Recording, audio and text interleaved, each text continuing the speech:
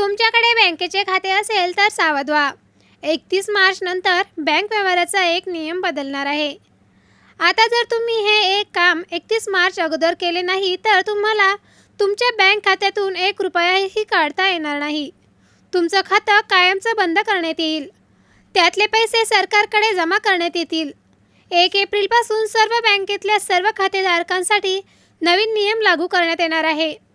कल्पना करा, 1 एप्रिलच्या सकाळी जेव्हा तुम्ही काही खरेदी करायला जाल आणि फोन पे कराल तर पैसे ट्रान्सफरच होणार नाहीत आणि तुमचं खातं बंद झालं असेल असा मेसेज येईल. किंवा एखाद्या योजनेतून पैसे तुमच्या खात्यावर आलेले असतील तर ते पैसे काढता येणार नाहीत. सगळ्या योजना तुमच्या बंद होऊन जातील. तुम्ही हे काम केलं नाही तर तुम्हाला कदाचित खोटं वाटेल, परंतु 31 मार्च ही अशी तारीख असते की त्या तारखेला सगळ्या बँकांचे नियम हे बदलत असतात. जसे 31 डिसेंबरला वर्ष कॅलेंडर संपतं तसं 31 मार्च हे आर्थिक वर्ष संपण्याची शेवटची तारीख असते. पण या वेळेनुसार युद्ध परिस्थितीमुळे सरकारने काही निर्णय आता लागू केले आहेत.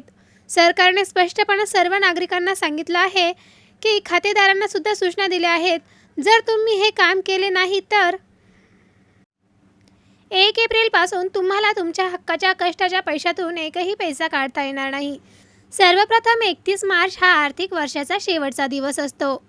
यामुळे बँकांमध्ये काही महत्त्वाची कामे चालू असतात, जसे की अकाउंट क्लोजिंग, ॲक्टिव्ह प्रक्रिया तसेच बॅलन्स अपडेट. त्यामुळे काही वेळा बँकेचे ऑफलाईन व्यवहार म्हणजेच ब्रँच सर्व्हिसेस मर्यादित होऊ शकतात. पण याचा अर्थ असा होत नाही की पूर्णपणे बँक बंद होणार आहे. सर्वात महत्त्वाची गोष्ट म्हणजे ATM सेवा चालू राहतात. ऑनलाईन बँकिंग जसे की UPI, नेट बँकिंग सुरूच असते. पैसे ट्रान्सफरमध्ये कोणतीही अडचण येत नाही. काही बँका 31 मार्चला काउंटर व्यवहार बंद करतात, पण ग्राहकांच्या अत्यावश्यक काम पूर्णपणे बंद होत नाही. 31 मार्चपर्यंत सर्व बँक व्यवहार पूर्णपणे बंद होतील या अफवा आहेत. तसेच फक्त काही सेवा मर्यादित असतात हे पूर्णपणे सत्य आहे.